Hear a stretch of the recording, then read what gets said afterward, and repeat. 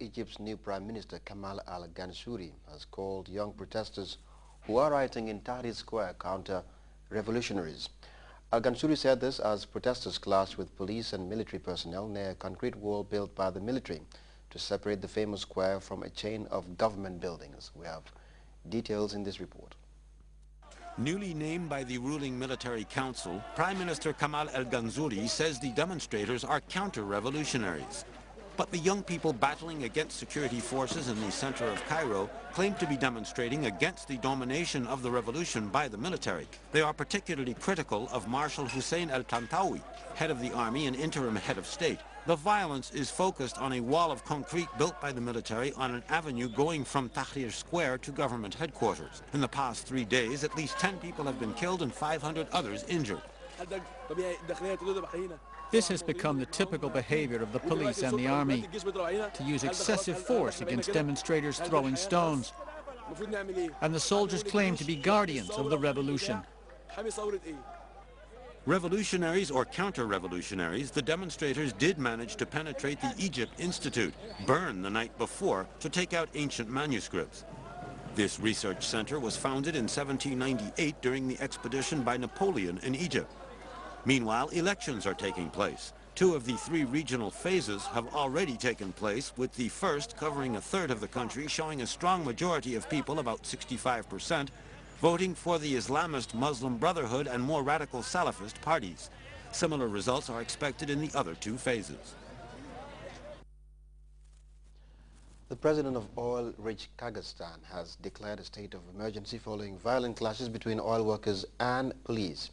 A boat carrying over 250 asylum seekers sank off the coast of Java. The incident left scores of people dead. Authorities in Indonesia are saying 33 of the would-be migrants have been rescued. We have more on those stories and others in this report. A state of emergency has been declared in Kazakhstan after rioting broke out on Friday night in the southwestern city of Zhanaozen. At least 14 people were killed and 86 injured when police attempted to disperse oil workers from the town square, where they had been camping for 6 months in protest of low wages. President Nazarbayev has ordered a ban on demonstrations and imposed a curfew to remain in effect for 20 days. A boat carrying asylum seekers to Australia sank off the coast of Java on Saturday night. At least 250 people, mostly Afghans and Iranians, were on board. The boat capsized in heavy seas. Indonesian authorities say 33 passengers were rescued, including 1 woman and 2 children. The survivors had each paid between $2,000 and $5,000 for the voyage. A mass protest against racism was held on Saturday in the Italian city of Florence, where a right-wing extremist killed 2 Senegalese migrants and wounded 3 others on Tuesday before ending his own life. Members of the Senegalese community are demanding the immediate dissolution of Casa Pound, the right-wing group to which the killer belonged. Italy's Minister of Cooperation said the murder of the Senegalese migrants and the recent attack on a Romani camp has set an alarm signal to foreigners. Clashes between protesters and police have broken out in several villages in Bahrain. Riot police fired tear gas and lobbed percussion grenades to disperse the crowds. Hundreds of people were arrested. The American NGO Freedom House condemned the arrests and demanded that the government honor its promise of reform. And time now to take another break. We'll take a look at the sports when we return. GRTS Digital FM on 98.6 and 102.6, the best FM station in town, where you can capture hundreds and thousands of potential customers with a wider coverage around the country. Advertise today and get your targeted customers. For more information, call 9933263, 9957255, or 4497331 and 9906445. GRTS Digital FM.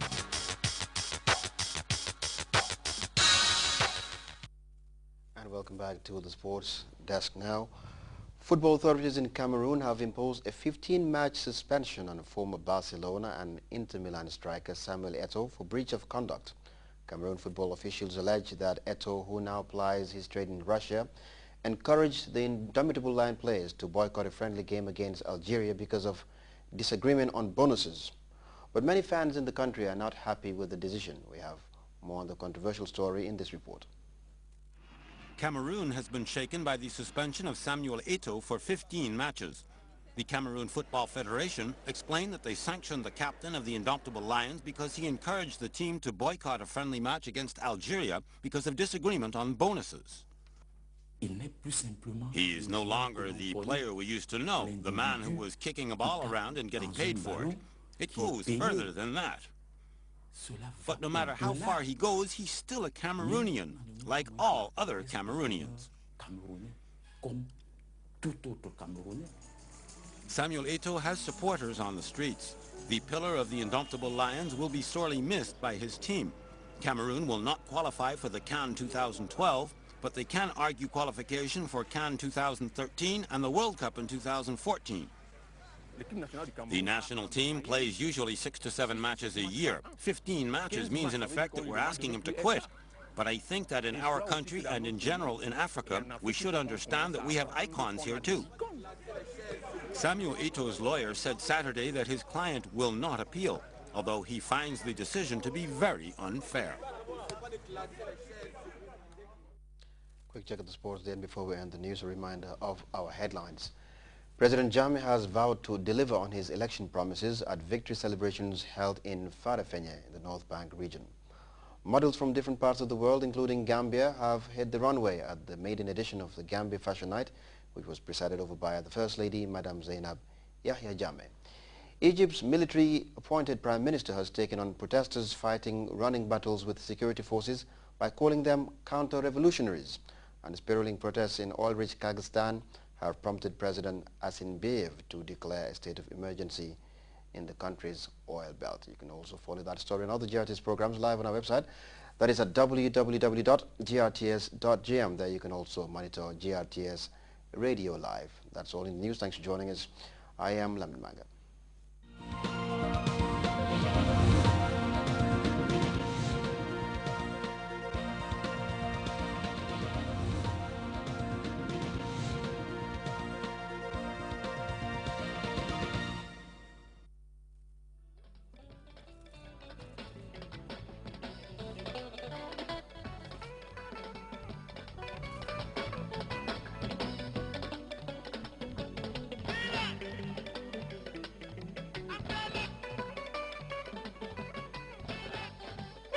Nanka déedéet duñ def nanka de waa lu tax loolu Tiara flavor drink dafa neex waaw wax le ma ci flavor yi ma dégga an orange laa bëgg man strawberry laa bëgg man mango laa bëgg man pineapple coconut laa bëgg man berry laa bëgg man pineapple laa bëgg te Tiara flavor drink moo ma sawarloo Tiara flavor drink xale yi bëgg nañ ko te itam mag yi bëgg nañ ko ñëw na si juróom benni fosami flavor pineapple coconut berries strawberry mango ak itam orange ñi leen ko andil ñii di waa MFH group ak waa King Food Banjul Tiara flavor drink moo fi man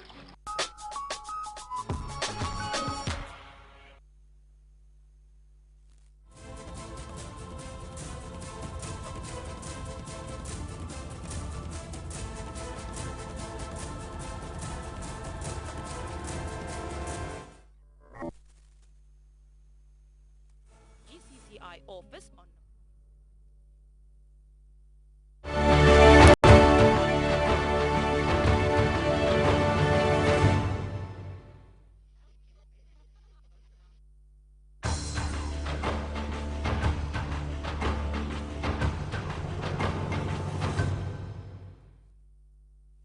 edition of Trade Fair Gambia from the 8th to the 18th of December 2011 at the Independence Stadium in Bakau.